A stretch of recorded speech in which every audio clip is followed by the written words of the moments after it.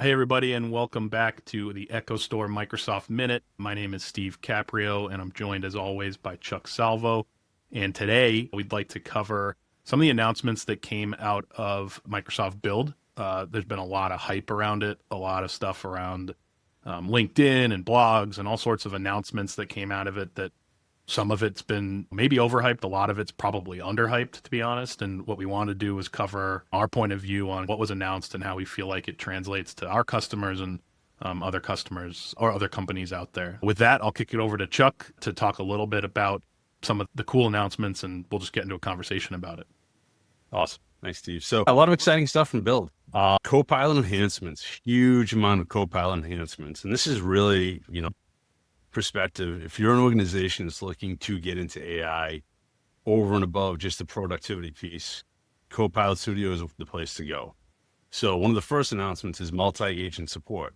This is basically bringing an agentic framework into the Copilot ecosystem without you having to use something like Magentic, semantic kernel, basically spinning up your own Python-based multi-agent framework. So it's a supported framework now where you can go in and basically create specific agents, right? Specific functions, and basically have them work together as a team. So this is new functionality. It's going to be rolling out in early June to preview customers. But again, the ability to orchestrate multiple agents to get stuff done. Right? So huge feature there. If we look at that from like a maturity level of that like that offering and how it might help IT folks and like operationally. So thinking like ticket routing or policy approvals and things, is that going to be like out of the box? Do you see it as like the way to approach like that? And obviously with IT, starting with IT and operations that they're performing might be an easy place to adopt some of this feature set. Do you see that being something that can happen right away? Yeah, absolutely. Because now you're going to be able to build or say vertical specific agents, but use-based agent. Maybe if it's a policy approval agent that's going to be intelligent enough to understand what the document is and, what the routing is going to look like. Now you're basically just going to incorporate that agent as part of your main agent. So you'll have basically an orchestration agent that'll be who you communicate with, but that'll basically hand off to an approval agent. Like I said, that understands the org, understands the business rules, and therefore you can just create a very specific agent to do its purpose. And that's really the point, right? Have an ecosystem of agents, each one doing what they need to do so that you can create more granular functionality rather than having to create the agent that does everything. Right? Yeah. Really So like orchestration.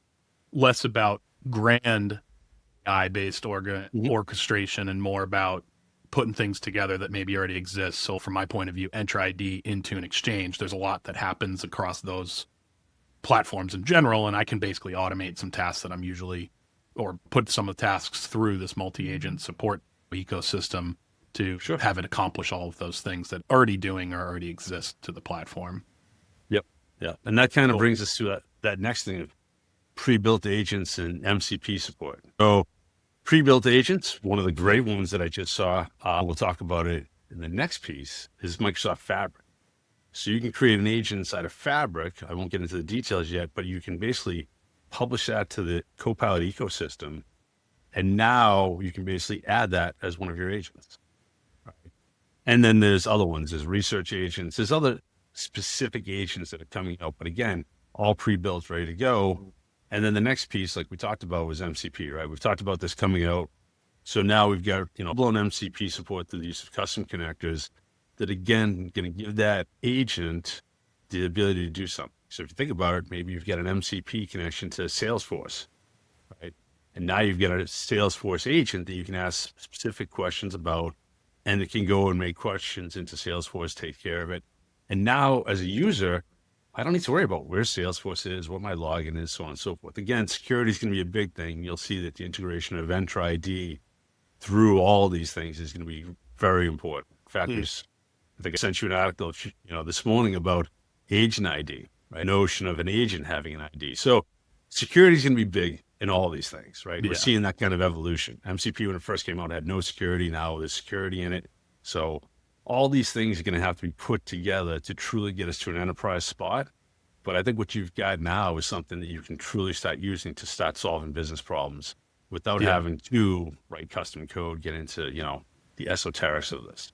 Yeah, this is basically lowering the barrier for maybe smaller IT teams that don't necessarily have dev resources or Yeah. people who maybe are capable but not focused on it full time, which is great. And I think that speaks to the idea that you listen to some of the sessions at Build, and these are big announcements, don't get me wrong. But the approachable nature of these and the way to think about them is that you can immediately start to use some of this stuff. And you and I talked a lot about how it feels almost like that pre M365 time period where people were still running Exchange on prem, and Yeah. it was hard to let go of that, or for whatever reason, is this really going to be the route that everybody takes? And to me, having been around it back then, this feels like the start of that, where these announcements come in and they're grand and they should be grand, but just adopting it and starting that journey early on means that you're ahead of the curve. And I think the folks who moved to Exchange Online early were then able to adopt SharePoint Online and were able to build out that cloud journey and do so and adopt all the features more easily that Microsoft pushed out. There's always reasons to keep Exchange, I think, for some people, but my point being that it doesn't feel like this is just fluff, right? These are real Yeah. things that are happening, and falling behind on it just means that you're going to have a bigger project in the future. Adopting some of this, understanding how it affects your org, doing things up front, whether it's small or big, to adopt some of these things, it makes sense. Yeah, I think it's a competitive thing, right? Yeah. If your organization isn't embracing AI at this point, your competitors are. Right? At the end of the day, we are talking about truly having productivity gains at work. This is not just lab stuff early on, like ChatGPT 3.5 and trying to automate things. I mean, 80% of AI projects resulted in failures, the stat that I read. And I think it's because you had a lot of early adoption. Right? Now we're looking at maturity. The models are getting faster and better and more competent. And in fact, one of the announcements that we're getting out of Build 2 is the ability to bring your own model to custom Copilot. So Yeah. you're not going to be just stuck with whatever Microsoft's got in there. Is it ChatGPT, 4.0 for this, whatever. Now we can bring in Grok, DeepSeek, whatever you want. So still having the ability to have low code, no code platform, custom Copilot, but now the flexibility of running the latest and greatest model. So again, another great feature that's coming. Yeah, the interoperability stuff is just where this finally probably moved into an area. Like you said, the early adoption was tough because you might run into some of those dev issues, right? Like it doesn't fit quite right, or you just can't figure out how to make that happen. The project falls down or fails. I think now it's just more realistic with the way that these things are all able to connect through MCP, the multi-agent stuff, the pre-built agents that they're already throwing out there for you to use. And I know you wanted to move on to the Fabric stuff through pre-built agents. And I think that's a good opportunity to do that now. Yeah. So talk about the Fabric data agent. This to me is probably the most consequential that's coming out of Fabric in a while. And the reason why is because it allows people that need access and want to query the data to truly be able to get in there and work with AI and not have to worry about writing, SQL queries, having to understand the data model, whatever it is. So the new agent capability, to summarize it quickly, is I can go in there and explain to the agent through configuration what the tables are, what their purpose is, and basically train it and teach it about my data model. So then at that point, a user can come in there and query the agent and get information that they need like that, right? Summarizations, reports, visualizations, whatever it is. And the fact that I can plug that again back into Pilot as the ecosystem, I can now go to one bot and do, all right, hey, tell me about policies and procedures in SharePoint and tell me about our sales numbers, our customer churn, whatever it is, all through one interface, right? Without having to understand where it is. And again, getting you access to answer questions that you need. Reporting's great. I love reporting, dashboards, KPIs, all those things are wonderful. But what if I want to dig deeper? Yes, I can do drill throughs and I can do things. And again, there's another announcement that came out of Build is Copilot inside of Power BI. So even inside of Power BI, I can ask questions about the semantic model that's powering the Power BI report. But the data agent, again, gives me another way to get access to it. So again, Microsoft is just wrapping AI around the entire Fabric thing to get you, it's just quicker and faster.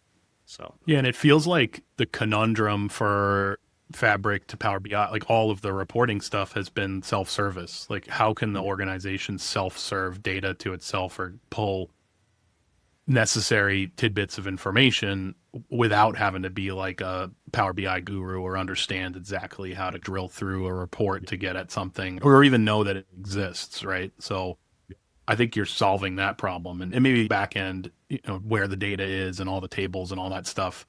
This doesn't change having to get it all in there and govern it the right way. Just go through a medallion architecture, bring your ETLs, right? Create that nice, good data layer for users to consume. This Copilot integration there to help you do those ETL things. But yeah, the reality is the end users really just want answers, right? They just want to know what's going on. I think the only other thing that I'd like to talk about before we wrap up is Cosmos DB inside of Fabric.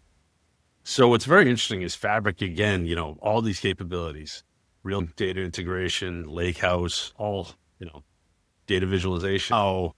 Previously they had mentioned SQL, right? So now you can do SQL instances inside of Fabric. Now you can do Cosmos DB instances in Fabric. And this is a big deal because what we're seeing again on the AI space is the notion of memory, right? AI doesn't have to try and remember things, right? Context window, we only have so much to work with. Memory is a big thing. And what we're seeing is a design pattern of using Cosmos DB as a memory data store for your AI conversations. So again, one platform to solve multiple problems. Yeah.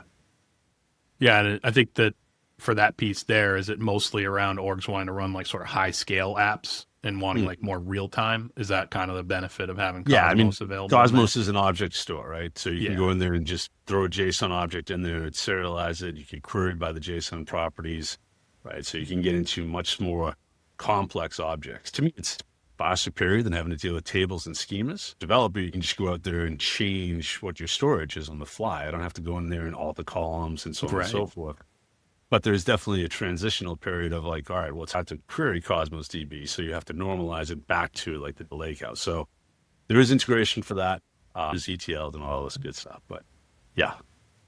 I think sometimes like get to feedback from the conferences, right? Or you go to the conference and you're excited about it. And then it's hard to translate some of these things. Like I think based on the way you and I talked about coming out of this one, and neither one of us was able to attend in person, but had viewed a lot of the sessions, it really did feel like a lot of the announcements here are like real wins. And I go back to that, just saying that sometimes they have to put out stuff, right? Every build, they have to talk about advancements, right? That's the point of the conference. And sometimes it's just not as big of a deal. And I really do feel like, having talked to you about this and everything that's going on, that these are going to start to become core components of people's Microsoft environments going forward here. If you want to talk more about it based on what you're hearing and translate what hype is down back to what reality is, or even allow us to overhype some of these things, like I said, that might have not been covered as much, please reach out and let us know. But we'll have another session here coming up. We'll see if we can cover some more governance and security type features, because I know we talked about MCP and some of the needs there, and I think that might be what we talk about next, Chuck. But